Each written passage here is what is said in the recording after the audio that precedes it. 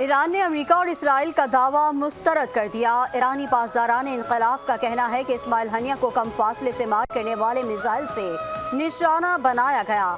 ईरानी फौज ने इस्माइल हनिया के कमरे में बम की तनसीब की इसराइली और अमरीकी दावे मुस्तरद कर दिए।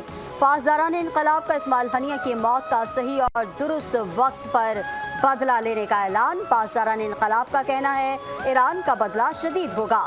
इस्माइल हनिया को कम फासले तक मार करने वाले मिसाइल से निशाना बनाया गया। इमारत पर फायर की गई मिसाइल 7 किलोग्राम वजनी था।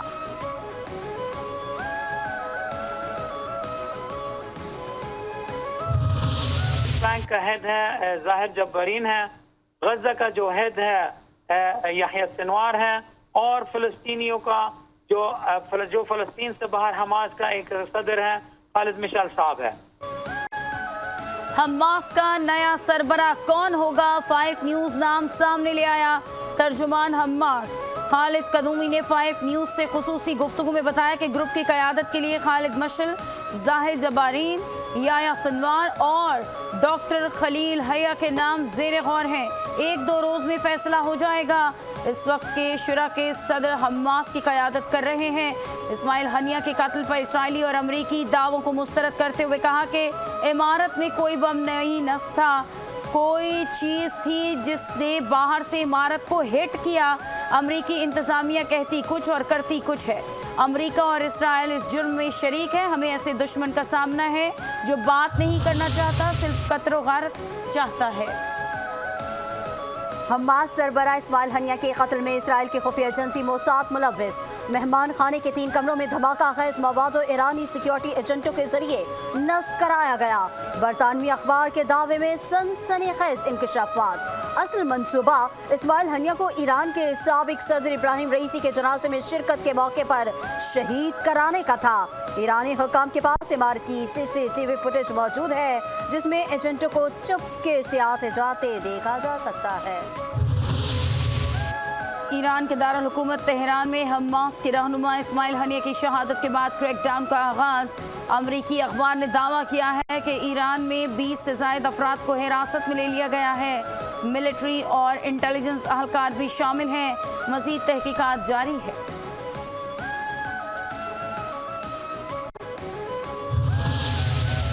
पाकिस्तान और ईरान का इस्माइल हनिया की शहादत का मामला OIC में उठाने पर इत्तेफाक। तेहरान वाक़े पर दोनों ममालिक के आला सतह के राबते। सफारती ज़राए के मुताबिक वज़ीर ख़ारजा इसाक डार ने ईरानी निगरां वज़ीर ख़ारजा ने ख़ित्ते में जारी कशीदगी पर बातचीत की। सलामती के उमूर पर भी तबादला ख्याल किया गया। इस्माइल हनिया की शहादत से उम्मत मुस्लिमा में नया जज्बा पैदा हो गया। कतर में फ़लस्तीनी रहनुमाओं से मुलाकात की, उनके हौसले बुलंद थे। अमीर जमात इस्लामी हाफिज़ नईमुर रहमान का रावलपिंडी में गज़ा रैली से खिताब। फ़लस्तीनी मुजाहिदीन की तारीफ़ करते हुए कहा कि तूफ़ान अल-अक्सा में हमास ने इसराइल को अमली तौर पर शिकस्त दी। इस्माइल हनिया के पोते ने बताया कि उनके वालिद भी इसराइली जाहरियत में शहीद हो गए। मशरिक़ वुस्ता में जंग के साए, इसराइल के हक में अमरीका खुलकर सामने आ गया। खित्ते में मज़ीद फ़ौज भेजने की तैयारी। पेंटागन के मुताबिक इक़दामात का मकसद अमरीकी फ़ौज का तहफ़्फ़ुज़ बेहतर बनाना और इसराइल की हिफाजत करना है।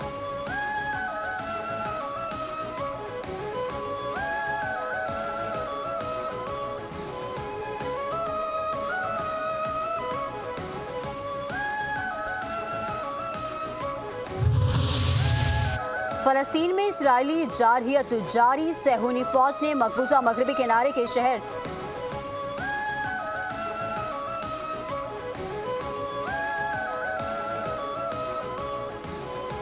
मखसूस नशिस्तों से मुतालिक फैसले पर जस्टिस अमीनुद्दीन खान और जस्टिस नईम अख्तर अफगान ने इख्तलाफी नोट जारी कर दिया। नोट में लिखा, सुन्नी इत्तेहाद काउंसिल ने बतौर सियासी जमात आम इंतखाबात में हिस्सा नहीं लिया। सुन्नी इत्तेहाद काउंसिल के चेयरमैन ने भी आज़ाद हैसियत में इंतखाबात लड़ा। सुप्रीम कोर्ट के दोनों जजेस का इख्तलाफी नोट 29 सफ़हात पर मुश्तमिल है। दोनों जजेस ने इस हुकूमत से क्या मुज़ाकरात करूं जो 4 हल्के खुलने से ख़त्म हो जाएगी। बानिए PTI की अडियाला जेल में सहाफ़ियों से गैर रस्मी गुफ्तगू। कहते हैं कि सबसे पहला हमारा मैंडेट वापस किया जाए। महमूद खान अचकजई को सियासी जमातों से मुज़ाकरात का कहा है। अचकजई ने कहा कि वो फौज से मुज़ाकरात नहीं करते। सबसे बड़ा यूटर्न वो है जिसने वोट को इज्जत दो का नारा लगाया और बूट को इज्जत दी।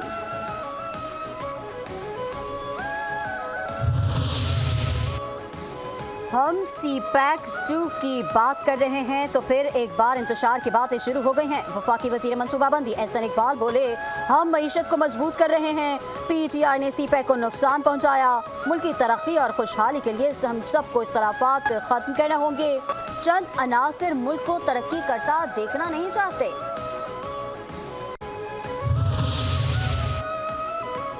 PTI की तरह कभी नहीं कहा कि इस्टेब्लिशमेंट के साथ मुज़ाकरात करने हैं। कभी नहीं कहा हमारी हुकूमत बाजवा चलाते हैं। गवर्नर KP फैसल करीम कुंडी की मीडिया से गुफ्तगू, कहते हैं कि वफाक से सूबाई हुकूमत पर बात करने के लिए जरगे का ऐलान जल्द करेंगे।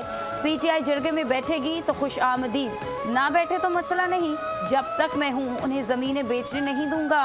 अब तो PTI वाले खुद कह रहे हैं वज़ीर आला करप्शन कर रहा है। नामई वाक़यात के हम जिम्मेदार नहीं। जिसकी गलती है उसको अपनी गलती माननी पड़ेगी। गलती साबित हुई तो मुआफ़ी मांगने को तैयार हूँ। 9 मई को हमारे खिलाफ साजिश की गई। वज़ीर आला KP अली अमीन गंडापुर की मीडिया से गुफ्तगू, कहते हैं हमारी ख़वातीन आज भी जेलों में हैं। आइन की बालादस्ती और हक़ीक़ी आज़ादी के लिए कौम खड़ी रहेगी। ज़बरदस्ती के कामों से मुज़ाकरात नहीं होते। जिन्होंने पार्टी छोड़ी उनको कुछ नहीं कहा गया। बानी PTI ने कहा हमारा मैंडेट छीना गया। मुशीर इत्तलात KP बैरिस्टर सैफ कहते हैं कि PTI पर पाबंदी लीगी रहनुमाओं का सिर्फ ख्वाब रह गया है। मैंडेट चोर नून लीग बानी PTI से खौफजदा है। बानी और PTI के खिलाफ जाली सरकार की तमाम साजिशें नाकाम हो चुकी। फॉर्म 47 जाली सरकार शिकस्त तस्लीम करके कौम से माफी मांग कर फौरन इस्तीफा दे। पाकिस्तान है तो हम सब हैं। सोच को बदलना है और मुल्क को नुकसान किसी सूरत नहीं होने देना। सीनियर सूबाई वजीर इत्तलात शर्जील इनाम मेमन की गुफ्तगू, कहते हैं कुछ लीडर इस तरह के हैं जो नफरत की सियासत करते हैं। तमाम सियासी जमातें और इदारे बैठेंगे तो मुल्क चलेगा।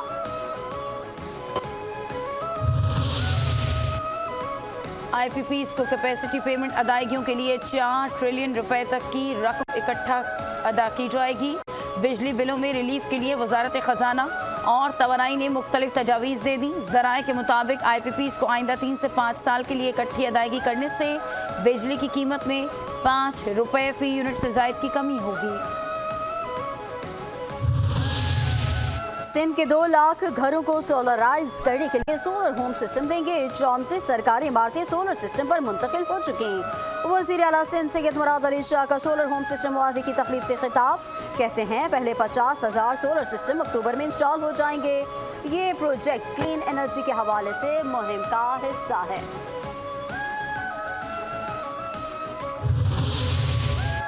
बिजली चोर होशियार, बिल जितना भी आए भरना है हर बार।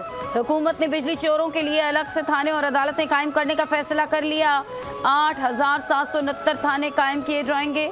497 अदालतों में 634 अफराद पर मुश्तमिल अमला तैनात होगा। नए निज़ाम पर सालाना 10 अरब 70 करोड़ रुपए की लागत आएगी, जिसका बोझ अवाम उठाएंगे। बिजली चोर पकड़ने और सजा देने के खराजात भी सार्फिन से ही वसूल किए जाएंगे।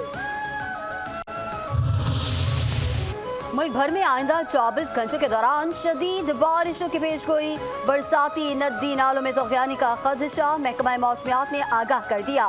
सिंध, शमाल मशरिक़ी और जनूब मशरिक़ी बलूचिस्तान, कश्मीर, पंजाब, इस्लामाबाद, KP और गिलगित बल्तिस्तान में तेज़ हवाओं के झक्कड़ चलने और गरज चमक के साथ बारिश की तवक्को है।